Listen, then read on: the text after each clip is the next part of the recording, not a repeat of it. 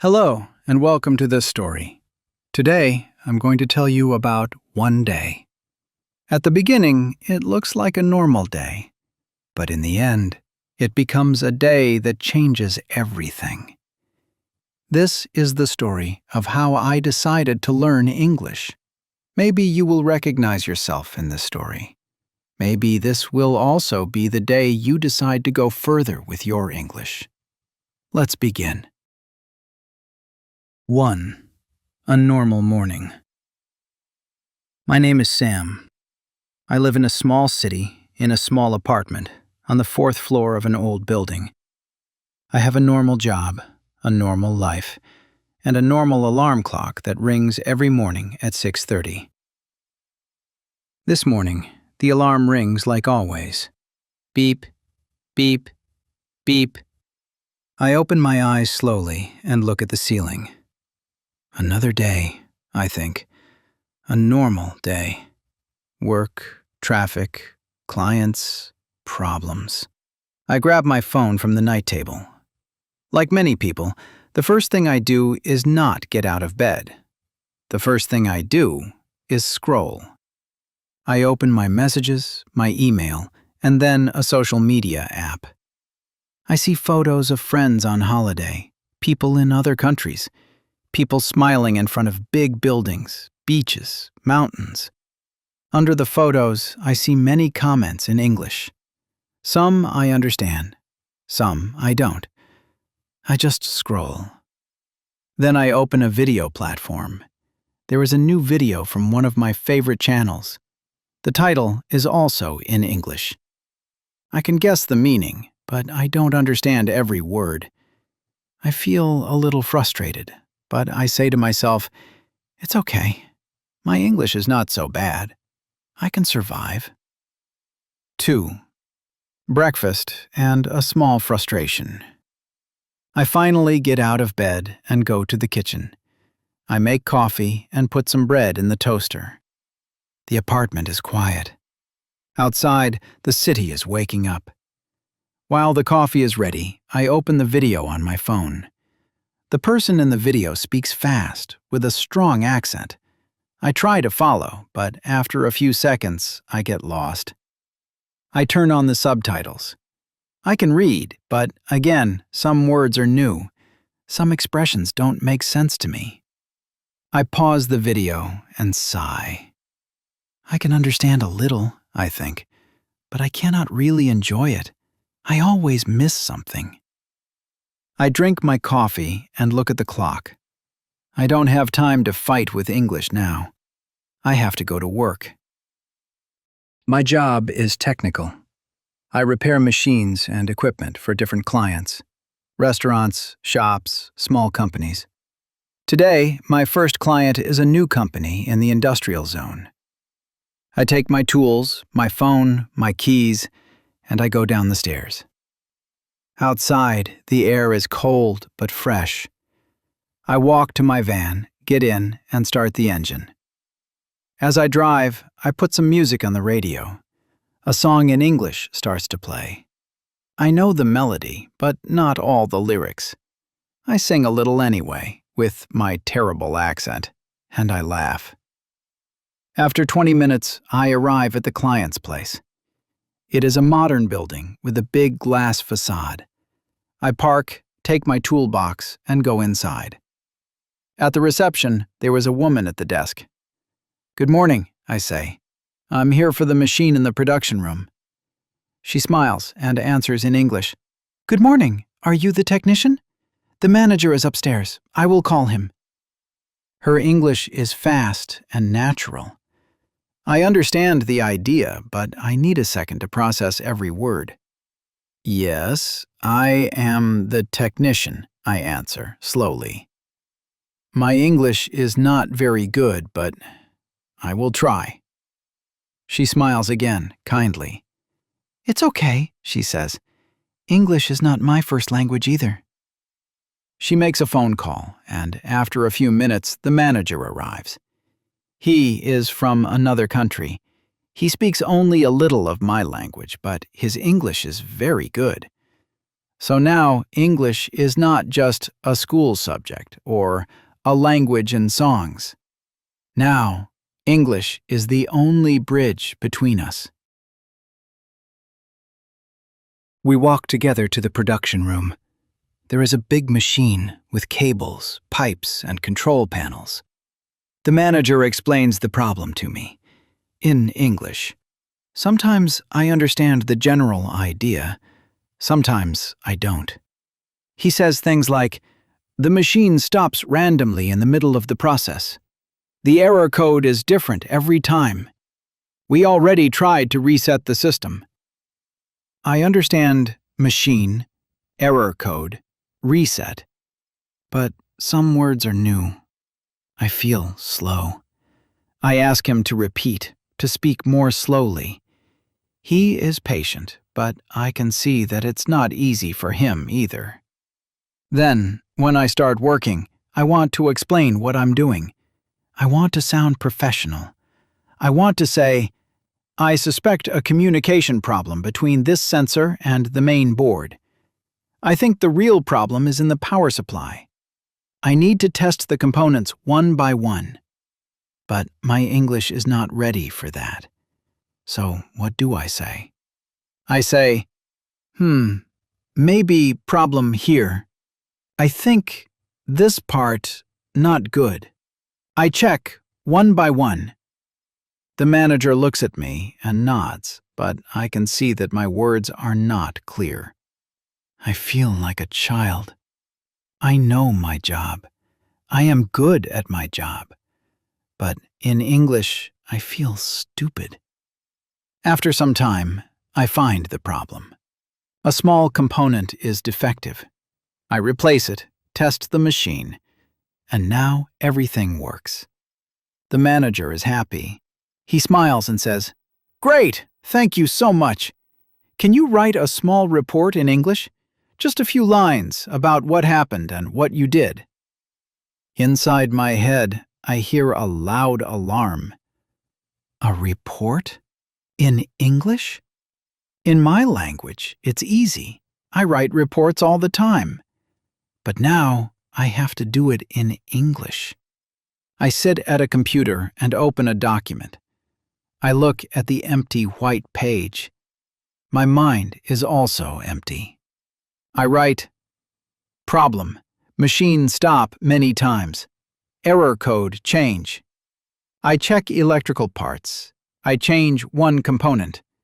Now, machine okay." I read it again. The sentences are short and broken. The grammar is wrong. It looks like a child wrote it. I feel a little ashamed. The manager arrives behind me and reads the text. He is polite, he doesn't laugh, but I can see that he is trying to translate my broken English in his head. "Okay, no problem," he says. "I understand what you mean. Thank you." We shake hands. I go back to my van with my toolbox. But when I sit in the driver's seat, I don't start the engine immediately. I just sit there in silence. I feel something heavy in my chest. It is not about the machine. It is about me and my English. I stay in the van for a few minutes. I replay the conversation in my head. I hear my own voice saying, "Maybe problem here." I check one by one. Now machine okay. I imagine what it would be like if, one day, I could say instead, "I found an intermittent fault in the power supply. I replaced the defective component, and now the system is stable." I imagine myself speaking English confidently, not perfectly, but freely, able to explain, to joke, to ask questions, to write emails. I look at my hands on the steering wheel and say, out loud, alone in the van, "Enough. That's enough. Today is the day. Today is the day I really start to learn English." Not just sometimes. Not just one day when I have time. Now. I start the engine and drive to my next client. But while I drive, I don't put music on this time. I open a voice app on my phone and press record. Yes, I know, it's not very safe, but I do it quickly at a red light. I say to myself in English, "Today is the day I decided to learn English." I feel bad about my English at work. I want to change that. I will practice every day, even if it's just 10 minutes. I stop the recording and save it with the title, "The Day I Decided." Then, when I arrive at the next client, I put my phone away and work like normal. The rest of the day is busy, full of tools, screws, cables, and problems. But in the back of my mind, something has changed. There is a small fire burning now. A small voice that repeats, "Today is the day. Today is the day I decided." At the end of the day, I return home. I am tired and my back hurts a little. I eat a simple dinner, take a shower, and sit on the sofa with my phone. Normally, at this moment, I would watch videos in my language, play a game, or scroll social media. But tonight, I remember the promise I made in the van. I will practice every day, even 10 minutes. So I open a video platform and type in the search bar, "English listening practice slow. English for everyday life." I see many videos with titles like 15-minute English listening practice, daily, English conversation, English story with subtitles. For a second, I feel overwhelmed. So many videos, so many teachers, so many methods. Where do I start? Then I remember something important. It's okay. I don't need the perfect method. I just need to start. I choose one video with a simple thumbnail and the words, "Slow English, Daily Routine." I press play.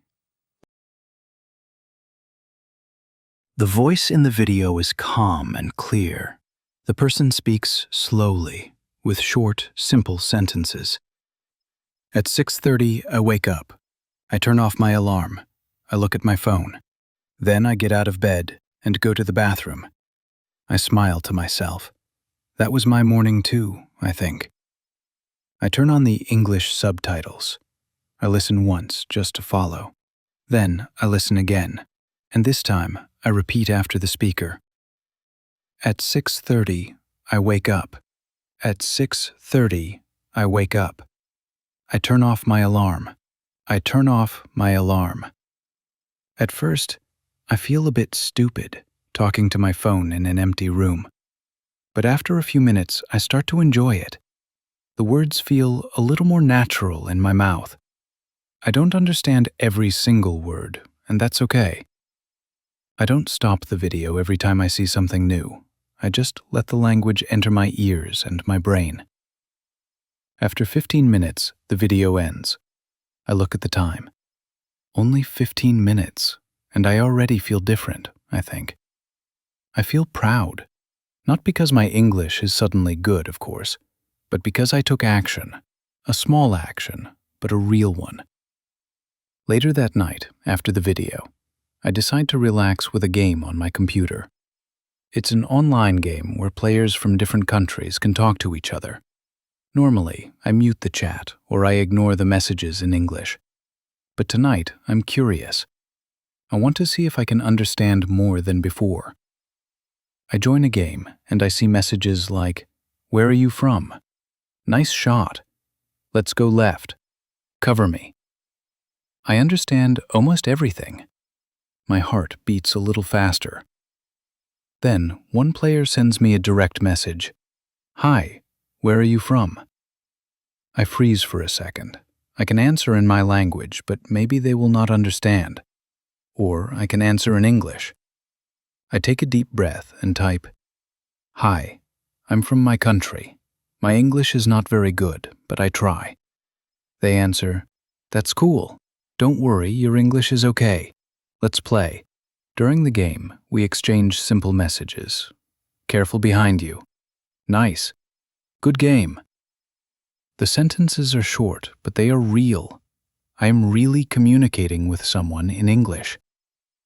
When the game ends, the player says, Thanks for the game. Your English is good. Keep going. I read that last sentence again. Your English is good. Keep going. I know my English is not really good yet, but in that moment, those words feel like fuel. They feed the small fire inside me. Before going to bed, I take an old notebook from a drawer. On the first blank page, I write in big letters, English, Day 1. Under that, I write in English, Today is the day I decided to learn English seriously. I spoke English at work. I felt bad when I had to write a report. I listened to a video in English.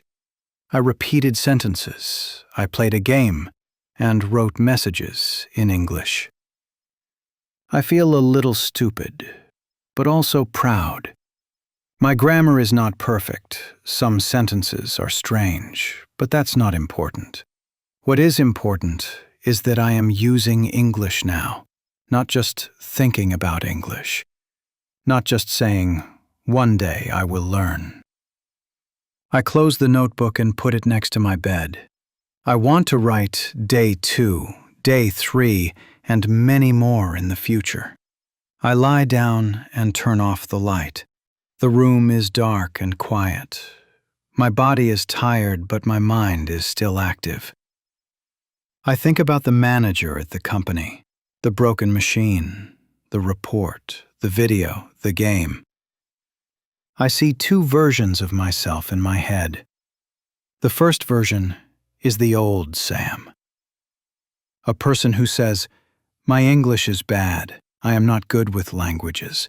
English is not for me. A person who feels small in front of people who speak English well. The second version is a future Sam. A person who can talk to clients, write emails, travel, and make friends in English. A person who still makes mistakes but doesn't care. A person who uses English as a tool, not as a monster. I know something important. I cannot become the future Sam in one day, but I can start today.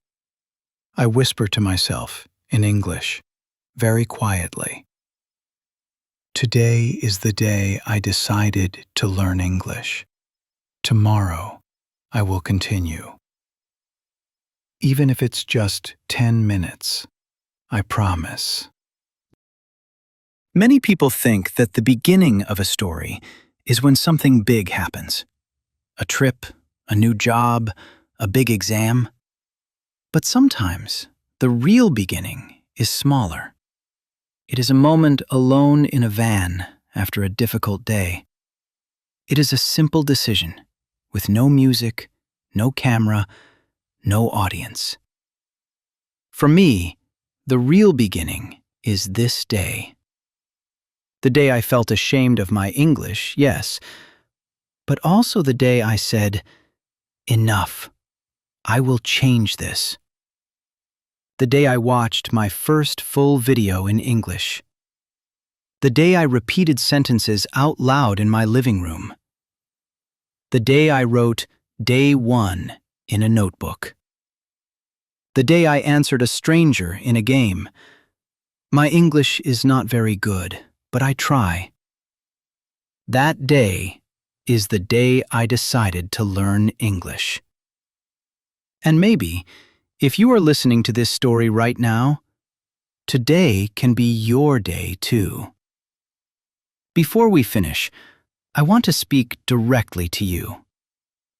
Maybe you also feel like your English is broken. Maybe you feel stupid when you have to speak.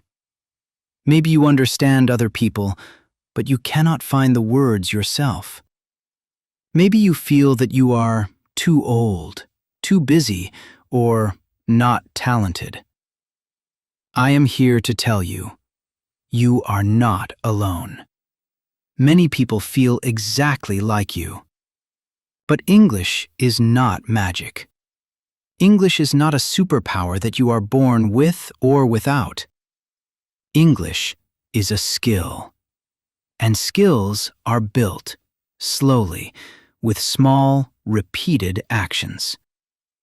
One video, one story, one repeat after me, one comment in English, one small notebook with Day 1 written inside. So maybe when this story ends, you can also say, "Today is the day I decided to learn English. I don't know exactly how. I don't know exactly when I will feel fluent. But I know one thing. I am starting now."